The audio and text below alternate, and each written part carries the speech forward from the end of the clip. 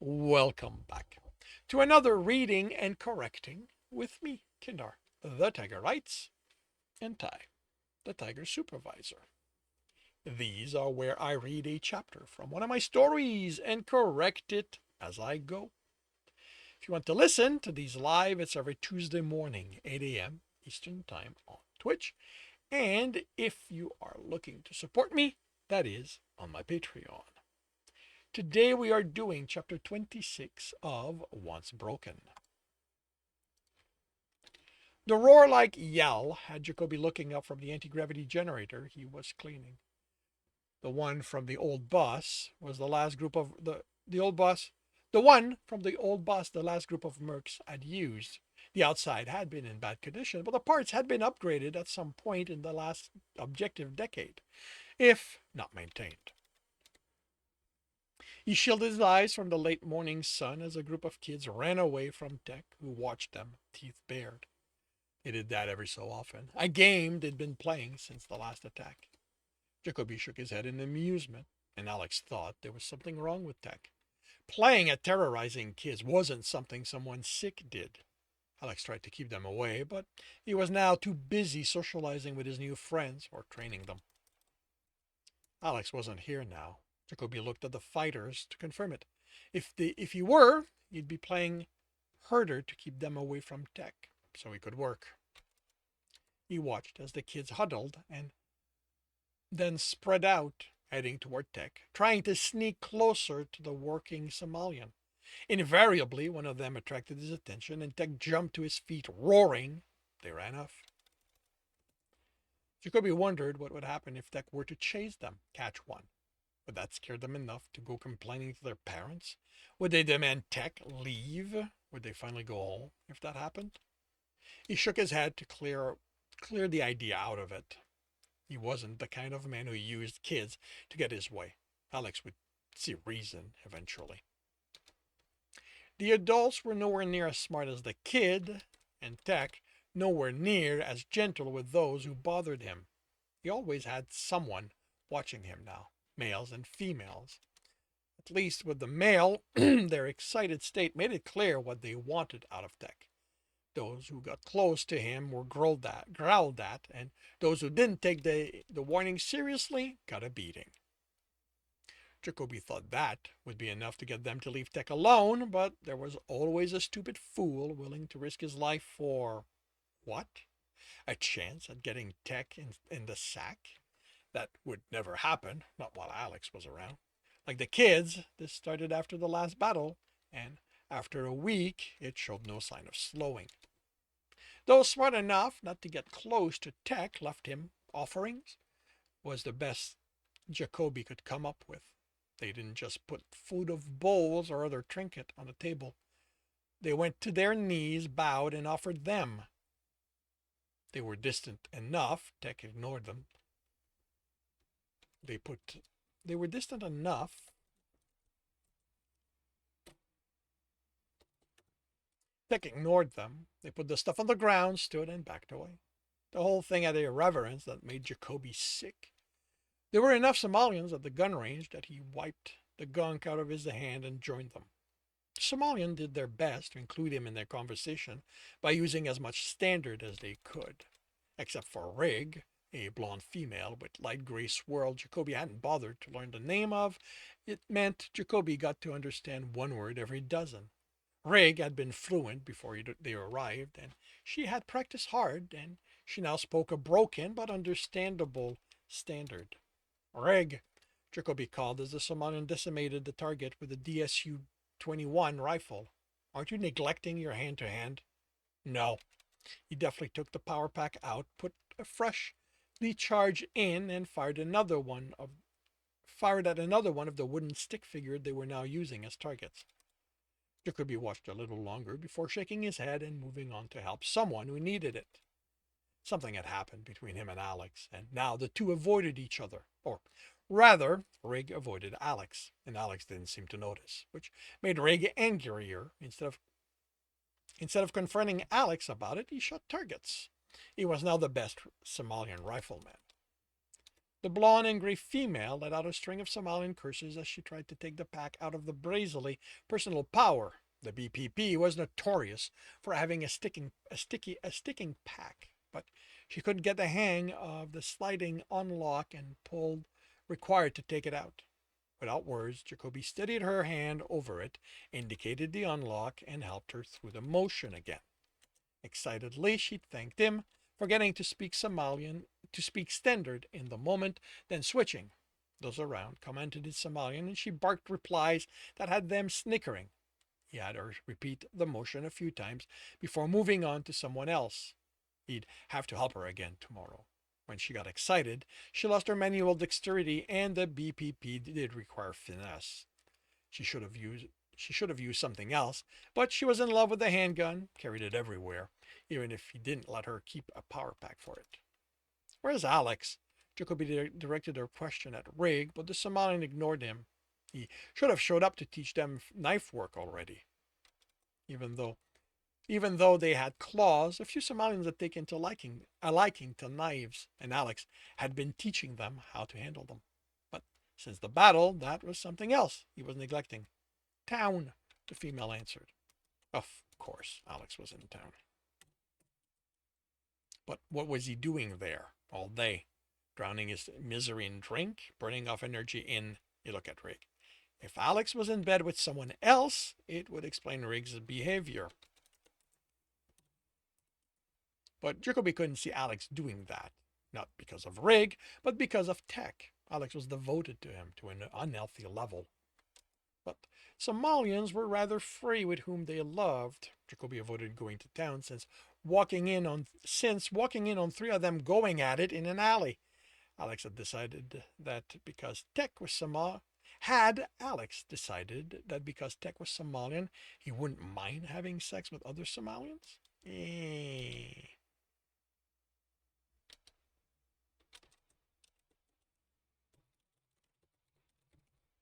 Other of his species?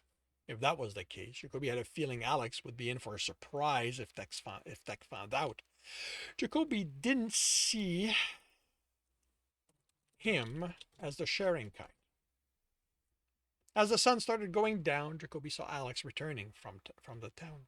Yeah, I don't need that. Saw Alex returning.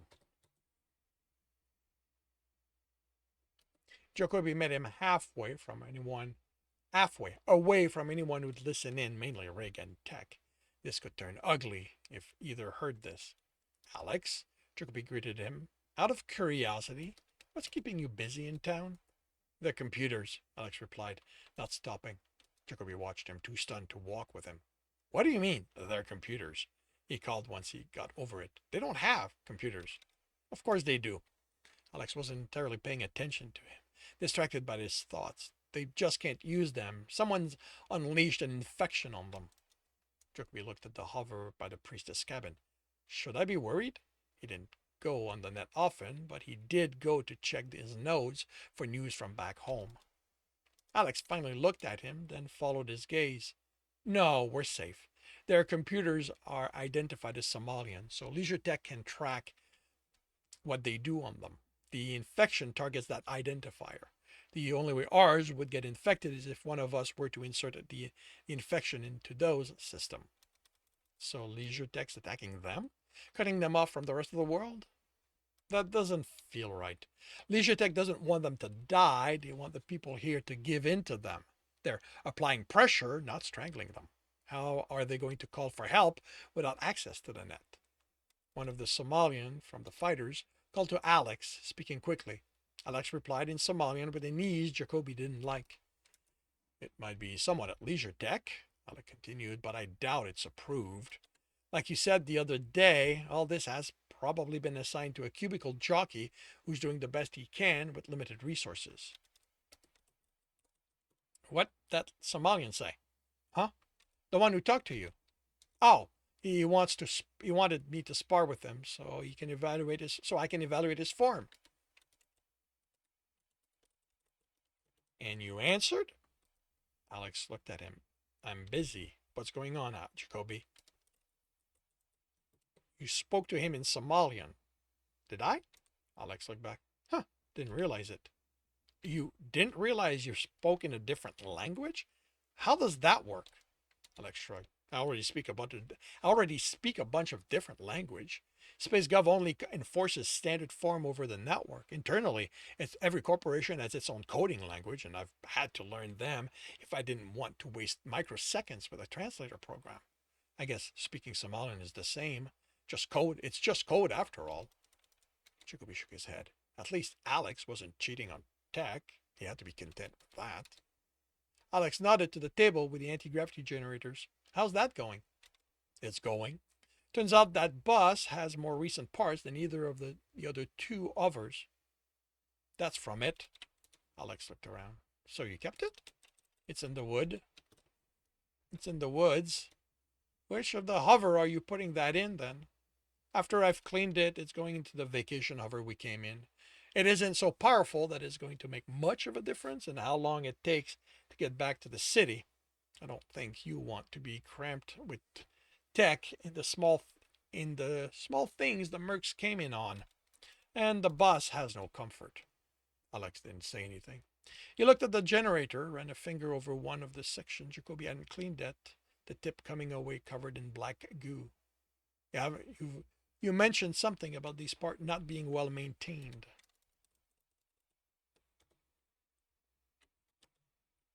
Do you think that's on purpose? What are you thinking? Alex wiped his finger on the rag. Mercs are disposable, as far as corporations are concerned. They could have sabotaged this so it would fail after doing the job. It happened often enough to Tristan and me when we took jobs for them. They promised this giant pay for a tough job, you do it, and on the way back, the hover blows up on you. Blows up under you. Job's done and they don't have to pay anyone. Blow out from under you and tech? Alex smiled. They tried, but they didn't count on Tristan going over every inch of this equipment, and that included the provided transport. They paid for it. Yeah. Jacoby sighed. Back in my day, there was more respect for the work we did. Tech would have to go over this to tell you if it's sabotage. I can repair a hover, but unless it comes with a data file explaining how it was sabotage, I'd miss that. I think this is just negligence from the rental company. Before we got here, people kept showing up to harass the herder. That means they had to return to wherever they came from. I wouldn't be surprised if it was the same people coming back over and over. Things only escalated once we started taking them down. That tells me they were expected to make it back. Alex nodded. That makes sense. He smiled. I'm going to go into hover.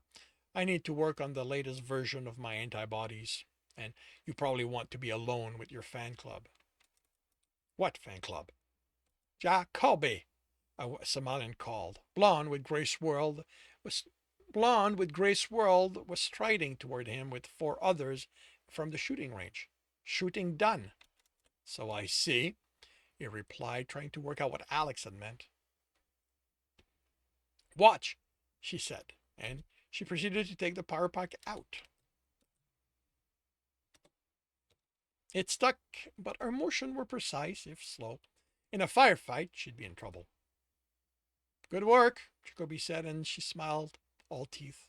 She and the others put the packs in the charging rack. Come drink, she said. Have fun. She canted her head. You come. I'll pass. I've told you before, I'm not interested. They spoke among themselves, and Jacoby turned to the generator. She placed a hand on his shoulder, and he stiffened. Come, she repeated. Celebrate. Hero. Fighting the urge to push her away, he gently took the hand and moved it from his shoulder, and removed it. And moved it away. The celebration was last week. If you guys are still celebrating, good for you. I have better things to do. She canted her head. She didn't understand. Jacoby was sure, but he didn't care. She smiled, put on another show of teeth, and she grabbed his hand as he released her. She pulled him toward her. Jacoby didn't think she had him off balance, so he collided with her, but he planted a foot behind her leg and shoved her back, yanking to get his hands out of her.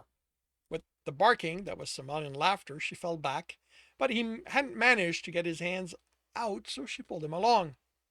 He felt a hand on his belt, then he was in the air, hitting the ground on his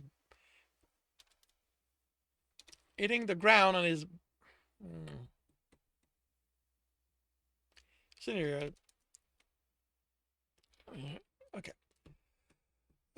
He felt a hand on his belt, then he was in the air. Then he was in the air. Okay. His back hit the ground hard enough to take his breath out of him. Then he was moving, turning to get to his feet. To his feet. Her hand reached for him, but he twisted out of the way. She was stronger than he was. If he let her gain control, he was done for. She tried to grapple him again, but he evaded her easily, turning to keep facing her. The only advantage he had was that she lacked skill. When she reached for him again, he grabbed her wrist and let himself fall back, pulling her with him. He raised his foot to plant it on her stomach, but she twisted. His foot slid against her fur, and she landed on him, punching the breath out of his lungs. She looked at him, panting. Her fingers caressed his cheek. He wanted to shove her away, shove her off him, but his arms were pinned. Come, she asked softly. He got it now, got what she was after. He managed to pull an arm out, grabbing Termy and put the barrel to her side. If you don't get the fuck off me, I'm going to put holes in you until there's nothing left. Laughing, she rolled off of him. Shaking, he stood glaring at her. What the fuck is wrong with you? She canted her head, the laughter dying off. Jacoby knew she didn't understand the words, but he hoped she understood she hoped the tone was enough. She stood. Angry? What do you think? Yes, I'm fucking angry. I'm not interested in you. I'm getting a drink. I'm not interested in you, in getting a drink with you or anything else that has to do with you. Stick to your own fucking species. She continued to watch him, head canted. If she understood any of what he'd said, she didn't show it. He threw his hand in the air. Fuck it. He turned and focused on the anti-gravity generator. He saw them leave, and without the stress of her presence, he could think. What could he have done to give her the impression he was interested in her? He shuddered at the thought. If you'd bothered getting to know them, Alex said from inside the hover, you'd know why she's coming on to you. I don't want to hear about it, Alex. I told her. Now it's the end of it. Alex snickered, and Jacoby glared at him. There had better be an attack soon, because Jacoby got the sense that if he was going to, because he got the sense he was going to want to hit people real soon. And that concludes chapter 26 of Once Broken.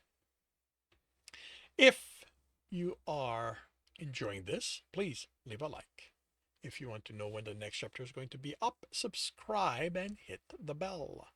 If you want to read this book, as well as the others in the series, they are available from all major e-retailer. If you want a different way to support me, that is on my Patreon, where you can get access to basically everything I've written. And if you want to listen to these live, it's every Tuesday morning, 8 a.m. Eastern Time on Twitch. The links are in the notes, and with that, I shall wish you a good day.